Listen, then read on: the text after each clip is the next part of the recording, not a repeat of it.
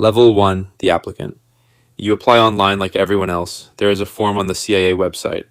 You fill in your name, your education, your work history, you click submit, and wait 6 months later, you get an email. They want to interview you. You fly to Virginia on your own dime. The building looks like any other government office. Fluorescent lights, bad coffee. A man in a gray suit asks you questions for 4 hours. Where did you grow up? What languages do you speak? Have you ever used drugs? Have you ever been arrested? Have you ever traveled to certain countries? The questions seem random, but they are not. They are building a profile. They are looking for patterns. They are looking for lies. You pass the interview. Then comes the polygraph. You sit in a chair with sensors strapped to your chest, your fingers, your arm. A technician asks you questions while monitoring your heart rate, your breathing, your skin conductivity. Have you ever committed a crime you were not caught for? Have you ever betrayed a friend? Have you ever had thoughts about harming yourself or others? The machine cannot actually detect lies, but you do not know that you sweat, you stutter, you tell the truth because you are terrified of what happens if you do not. 3 weeks later, you get a letter. You have been accepted into the clandestine service trainee program. Welcome to the CIA. Level 2, the trainee. They send you to Camp Peary, Virginia. The locals call it the farm. It is 9,000 acres of woods, swamps, and training facilities, surrounded by fences and armed guards. For the next 18 months, this is your home. You wake up at 5 a.m., you run 5 miles before breakfast, you sit in classrooms, learning about foreign governments, terrorist organizations, and intelligence. Tradecraft is the CIA's word for spy skills. You learn how to spot surveillance. There's a car that has been behind you for 3 turns. There's a man reading a newspaper who looked at you twice. There's a woman on a park bench who was at the coffee shop this morning. You learn to see patterns that civilians miss. You learn how to lose a tail. You duck into a department store, walk through 3 floors, exit through the loading dock, hop in a waiting car, and disappear. You learn how to pick locks, crack safes, plant bugs, and photograph documents without being detected. You practice on real equipment. The safes come from embassies. The locks come from government buildings. You learn how to recruit assets, which is their word for convincing people to betray their countries. You study psychology, manipulation, persuasion. You learn the 4 motivations: money, ideology, coercion, and ego. Everyone fits into one of these categories. Your job is to figure out which one and exploit it. You run practice operations in nearby cities: Richmond, Norfolk, Washington. Your instructors play the role of foreign intelligence officers trying to catch you. If they catch you, you fail. If you fail too many times, you are out. The washout rate is 40%. Some people crack under the pressure. Some people cannot handle the deception. Some people are too moral for this work. The people who make it are not necessarily the smartest or the strongest. They are the ones who can think on their feet. They are the ones who can lie convincingly to anyone, including themselves. They are the ones who can compartmentalize, who can do terrible things, and then go home and eat dinner with their families like nothing happened. You graduate in the top 15% of your class. They give you a badge and a cover identity. You are now a CIA operations officer. Your real career is about to begin. Level 3. The case officer. Your first posting is an embassy in Eastern Europe, a former Soviet bloc country still figuring out whether it is going to be an ally or an adversary. Officially, you are a political attaché. Your name is on a diplomatic list. You have an office in the embassy. You attend diplomatic functions in uncomfortable suits, making small talk with people you are secretly evaluating as potential targets. You shake hands with local officials and remember everything they say. You write reports about economic conditions and political developments that go into classified cables back to Washington. Unofficially, you are a spy. Your real job is to recruit assets. An asset is this: anyone who has access to information. You want a government official who attends cabinet meetings, a military officer who knows troop deployments, a scientist working on weapons programs, a businessman who travels to places Americans cannot go, a secretary who handles classified documents. Anyone with access is a potential target. You identify targets, you study their habits, their weaknesses, their vulnerabilities. Does he have money problems? Does she have a sick child who needs expensive treatment? Is he ideologically sympathetic to American values? Is she angry at her government for some personal slight? Everyone has a pressure point. Your job is to find it and press it. Your first recruitment takes 8 months. He is a mid-level bureaucrat in the foreign ministry. He has access to diplomatic cables. He has gambling debts. You approach him at a casino. You buy him drinks. You become his friend. You loan him money to cover his losses. Then you loan him more, then more. By the time he realizes what's happening, he owes you $5,000. You do not ask him to betray his country. You ask him to share some documents. Just a few, nothing important, just enough to pay off his debt. He agrees he has no choice. You now have an asset inside the foreign ministry. You file a report. Your supervisors are pleased. Level 4, the knock. Most CIA officers work under official cover. They are diplomats or military attaches or trade representatives. They have badges. They have offices in the embassy. If they get caught doing something they should not, they have diplomatic immunity. They get expelled from the country. It is embarrassing but not dangerous. Their families are safe. Their careers continue. You are offered something different, non-official, cover, knock, pronounce, knock. It is the most dangerous job in the intelligence community. You will not have diplomatic protection. You will not have an embassy to run to. You will not have a badge or a government ID or anything connecting you to the United States government. If you get caught, you are on your own. The CIA will deny you exist. The State Department will deny you exist. The President will deny you exist. You will be prosecuted under local laws. In some countries, that means prison. In others, it means torture. In others, it means a bullet in the back of the head and an unmarked grave. The pay is better. The mission is more important. The risks are astronomical. You say yes. They build you a legend. That is their word for a fake identity. You are now a businessman. You work for a consulting firm that does not actually do any consulting. It is a CIA front company with real offices, real employees, and real clients. None of them know who you really are. You travel to countries where America officially has no intelligence presence. You meet people. The embassy cannot meet you. Recruit assets. The diplomatic service could never approach you. Live your cover 24 hours a day. Your neighbors think you are a management consultant. Your girlfriend thinks you travel for work. Your parents think you quit the government years ago. The only people who know the truth are your handlers. Back at Langley, you have not seen them in person in 2 years. All communication goes through dead drops and encrypted messages. You are completely alone. Level 5, the paramilitary officer. They pull you out of knock work after your cover is almost blown in Beirut. A local intelligence service got suspicious. They started following you. They photographed you meeting with an asset. You spotted the surveillance and aborted. But it was too close. You are not burned, but you are compromised. You can never go back to that region. They offer you a new path. The Special Activities Division? Sad. This is the CIA's paramilitary arm. These are not spies who occasionally carry guns. These are soldiers who occasionally gather intelligence. The most elite unit within SAD is the Special Operations Group, or SOG. These are the people who go where the military cannot go. They do the jobs that are too sensitive, too deniable, too illegal for official armed forces. You go through another round of training. This time, it is not lockpicking and surveillance detection. It is 6 months of the most intense military training on the planet. Small unit tactics, close quarters, combat explosives, and demolitions advanced weapons training with every firearm made in the last 50 years, high altitude, parachute operations, combat diving, survival, evasion resistance, and escape. Most of your instructors are former Delta Force or SEAL Team 6, the best of the best now. Working for the agency, they do not care about your recruitment skills. They care about whether you can kick down a door and clear a room without getting your team killed.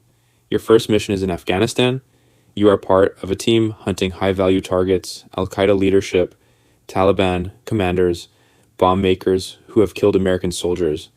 You spend 3 months living in a mud compound in the mountains, eating local food, growing a beard, wearing local clothes. You work with Afghan militia fighters who may or may not be trustworthy.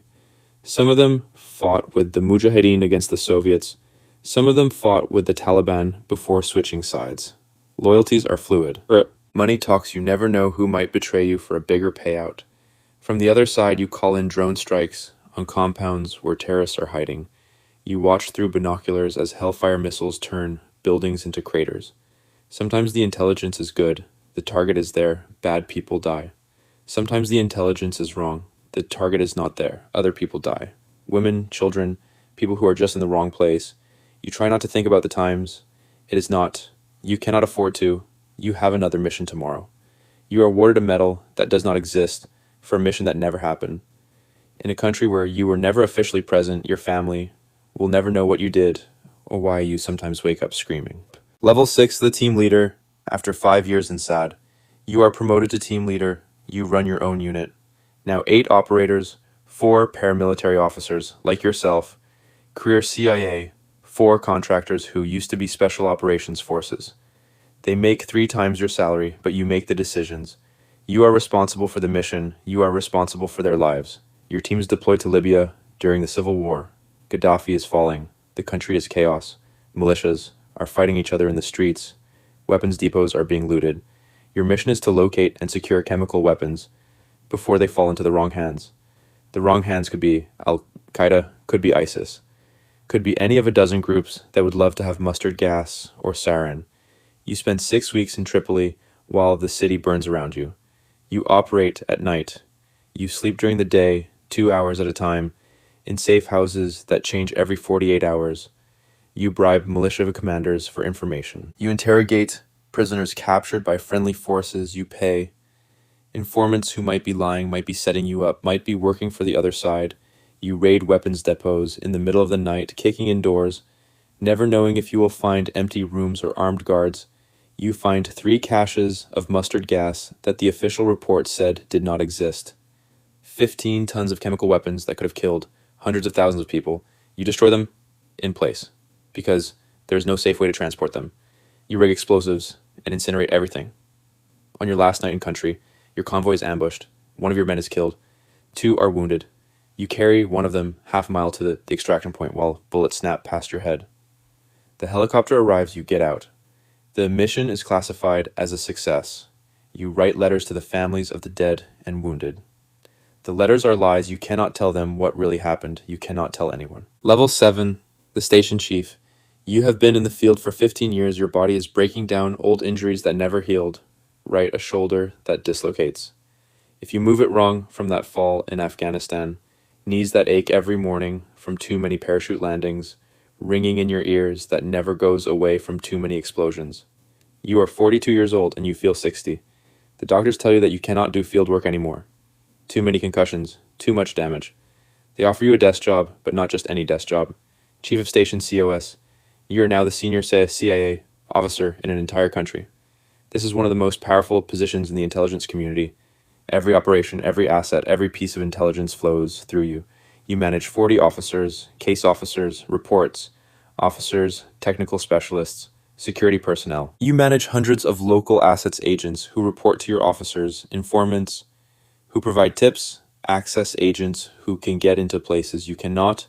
You meet with the ambassador every morning to coordinate with the diplomatic mission. You meet with local intelligence services to maintain liaison relationships. Some of them are allies, some of them are adversaries pretending to be allies, some of them are assets you recruited years ago who are now running their own services. The politics are exhausting. Washington wants results. The embassy wants to avoid incidents. The local government wants to know why Americans keep showing up in places they should not be. You balance all of it. You approve operations that could start international incidents if they go wrong. You kill operations that could produce valuable intelligence but carry too much risk. Every decision is a gamble. Every success is classified. Every failure ends up on the front page of the New York Times. You sleep 4 hours a night. You have not taken a vacation in 3 years. Your marriage ended during your second tour in the Middle East. Your kids are grown. Now, they do not really know you. They know the cover story. They know the person you pretend to be. Level 8, the Black Site Commander. They need someone to run a facility that does not exist, a black site. It is in a country that will deny it is there. The host government has been paid off the local security services, provide perimeter protection, and ask no questions. The facility itself is unremarkable, a warehouse, a former factory, an abandoned military base inside. There are cells, there are interrogation rooms, there are medical facilities to keep the prisoners alive. The prisoners are high-value detainees, terrorist leaders, bomb makers, financiers, couriers who know where the networks operate. They were captured in raids across a dozen countries. They were never formally arrested. They never appear before a judge. They have no lawyers. They have no rights. They have no official existence. As far as the world knows, they vanished. Your job is to extract intelligence from them. The techniques you use are classified, enhanced interrogation, that is the official term. Sleep deprivation, stress positions, temperature, manipulation, waterboarding. Some of these techniques were legal when you started using them. Some of them were made legal retroactively by Justice Department memos. Some of them are still being debated by lawyers in Washington who have never been in a room with someone who knows where the next attack is coming from. You tell yourself it is necessary. You tell yourself the information saves lives. You tell yourself the people in those cells would kill millions of Americans if they had the chance. Some nights you believe it. Some nights you lie awake staring at the ceiling, wondering if you are still one of the good guys. You run the facility for 2 years. When you leave, they give you a commendation that will never appear in any record. The facility continues to operate. Someone else is running it now. You do not ask who you do not want to know. Level 9. The division director you are back at Langley. Now headquarters, the building you first entered 25 years ago as a nervous applicant. Now you walk past the memorial wall with 139 stars for officers who died in service. Some of them were your friends. Some of them died on operations. You planned. You run an entire division of the National Clandestine Service. Maybe it is the Near East Division covering the Middle East. Maybe it is the Special Activities Center overseeing all paramilitary operations. Maybe it is the Counterterrorism Center hunting the people who want to kill Americans. Hundreds of officers report to you, thousands of assets worldwide feed information into your systems. Billions of dollars in black budget funding flow through your accounts. Money that does not appear in any congressional report. Money that officially does not exist. You brief the president on covert operations. You sit in the Situation Room at the table with the Secretary of Defense and the National Security Advisor, while decisions are made that will never be acknowledged. You recommend targets for drone strikes. You authorize operations in countries where we are not officially operating. Syria, Iran, Pakistan, countries that are technically allies, countries that are technically enemies, country where the line between the two changes week to week. You sign off on activities that would be war crimes. If anyone ever found out about them, you testify before congressional intelligence committees. But the real briefings happen in closed sessions with no transcripts. The senators ask questions. You give answers that are technically true, but carefully incomplete. Everyone in the room knows the game. They do not want to know the details. They want plausible deniability. You give it to them. The operations continue. The bodies pile up in countries most Americans could not find on a map. The intelligence flows. Some of it prevents attacks. Some of it leads to more attacks. The whole thing is a machine that runs on secrets and blood, and you are one of the people who keeps it running. Level 10, the ghost. You retire after 30 years. 30 years of secrets. 30 years of operations that never happened. 30 years of assets recruited and betrayed, and sometimes killed.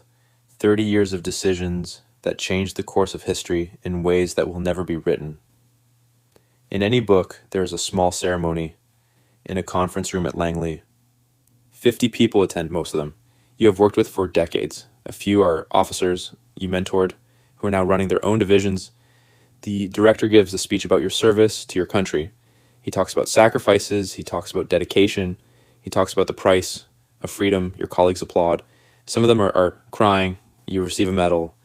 The Distinguished Intelligence Cross, the highest award the CIA can give it, will sit in a box in your closet because you cannot display it. You cannot explain it. You cannot tell anyone what you did to earn it. You sign more non-disclosure agreements. You are reminded that everything you did, everything you saw, everything you know is classified for the rest of your life. You move to a house in Virginia, far from the city. You do not have many friends. The people you worked with are scattered around the world or dead. The people you knew before the agency are strangers. Now you cannot tell them where you have been for 30 years. You cannot explain the scars. You cannot explain why you wake up at 3 a.m. and walk the perimeter of your property looking for threats that are not there. Your pension is generous. Your health care is excellent. The government takes care of its own, at least financially, but you are alone with your memories, the assets you recruited, who were caught and executed, the operations that went wrong. The people you interrogated, the people you killed. None of it officially happened. None of it will ever be acknowledged.